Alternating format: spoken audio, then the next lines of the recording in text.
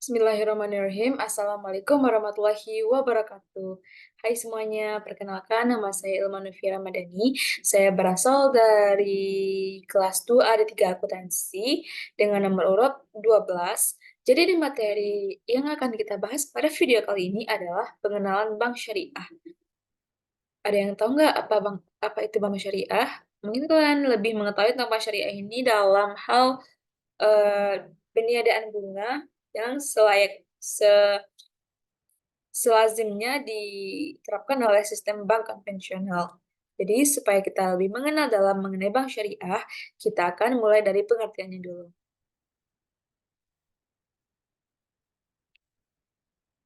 Oke.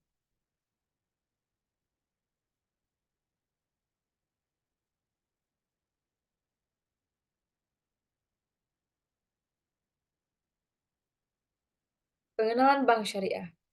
Menurut Undang-Undang Nomor 21 Tahun 2008 tentang Perbankan Syariah adalah segala sesuatu yang menyangkut bank syariah dan unit usaha syariah mencakup lembaga, kegiatan usaha, serta cara dan proses dalam pelaksanaan kegiatan usahanya. Bank syariah adalah bank yang menjalankan kegiatannya berdasarkan prinsip syariah dan menurut jenisnya terdiri dari bank umum syariah (BUS) dan bank pembiayaan rakyat syariah (BPRS).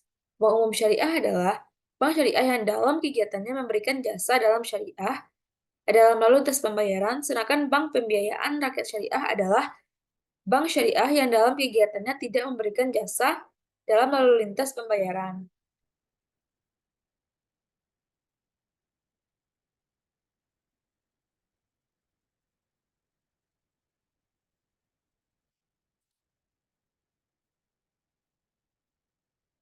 Dari pengertian bank syariah tadi, muncullah satu pengertian yang sangat relevan juga dengan bank syariah, yaitu muamalat. Apa sih itu muamalat? Mungkin kalian juga pernah melihat jenis bank yang namanya muamalat, yaitu ketentuan-ketentuan yang mengatur hubungan manusia dengan manusia, baik hubungan pribadi maupun antara perorangan dalam masyarakat.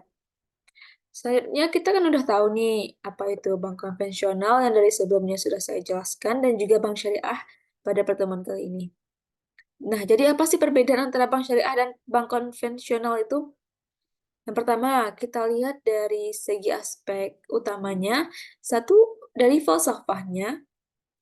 Dari falsafah pada bank syariah tidak berdasarkan atas bunga, spekulasi dan ketidakjelasan, sedangkan pada bank konvensional berdasarkan atas bunga. Dilihat dari transaksi yang pernah kita lakukan di bank sebelumnya, saat kita meminjam uang, saat kita melakukan transaksi baik itu pengambilan uang di ATM atau penarikan tunai dan melalui teller, kita akan dikenakan sebeberapa uang yang bisa kita sebut dengan bunga, yaitu uang tambahan dari beberapa transaksi yang melibatkan bank. Yang kedua adalah operasional. Pada bank syariah, dana masyarakat berupa titipan dan investasi baru akan mendapatkan hasil jika diusahakan terlebih dahulu. Sedangkan pada bank konvensional, dana masyarakat berupa simpanan yang harus dibayar bunganya pada saat jatuh tempo. Penyaluran, bank syariah menyalurkan dananya pada sektor usaha yang halal dan menguntungkan. Sedangkan pada bank konvensional, aspek halal tidak menjadi pertimbangan utama.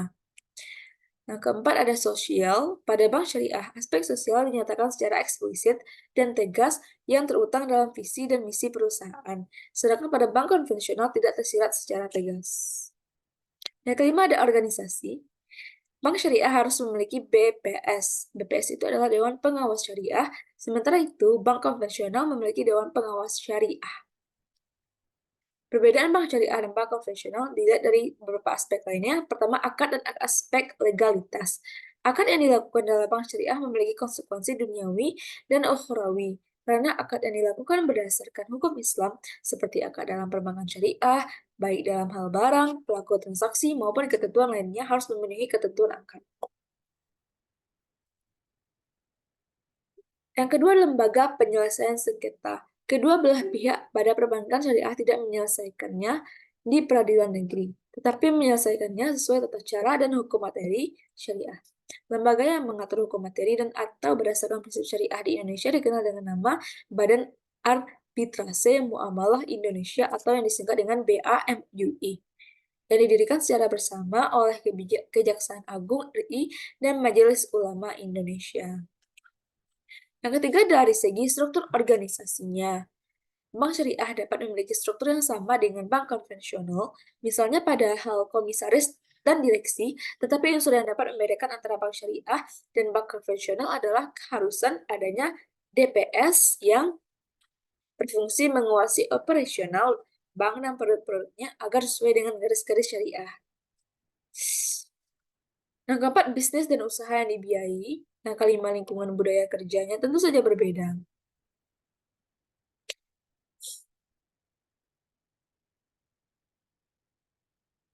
Yang selanjutnya kita akan melihat apa sih fungsi dari kegiatan di antara kedua bank tersebut.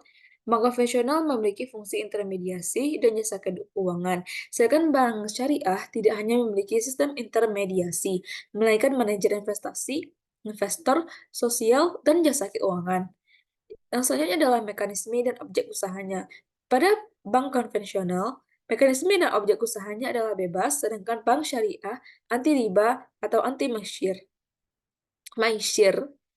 Prinsip dasar operasinya dapat dilihat dari bank konvensional bebas nilai atau prinsip materialistis, uang sebagai komoditi dan bunga. Sedangkan untuk bank syariah tidak bebas nilai yang artinya prinsip syariah Islam, uang sebagai alat tukar bukan sebagai komoditi bagi hasil jual beli maupun sewa.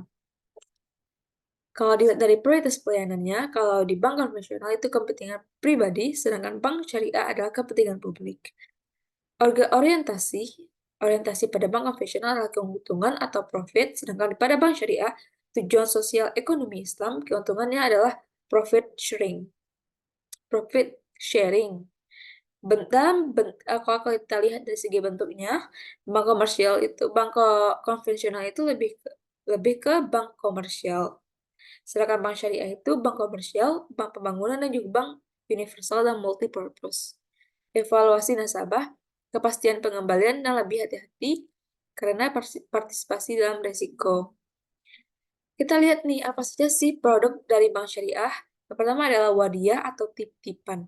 Titipan murni dari satu pihak ke pihak lain, baik individu maupun badan hukum, yang harus dijaga dan dikembalikan kapan saja dari penitip yang mengkehendaki. Yang kedua adalah murabahah, perjanjian jual beli antara bank dengan nasabah. Bank syariah membeli barang yang diperlukan nasabah, kemudian menjualnya kepada nasabah yang bersangkutan sebesar harga perolehan ditambah dengan margin keuntungan yang disepakati antara bank syariah dan nasabah. Yang ketiga adalah ijarah atau sewa, akan pemindahan hak guna manfaat atas suatu barang dalam waktu tertentu dengan pembayaran sewa atau ujroh, tanpa diikuti dengan pemindahan pemilikan barang itu sendiri. Yang keempat adalah rohin atau gadai, menahan barang sebagai jaminan atas uang.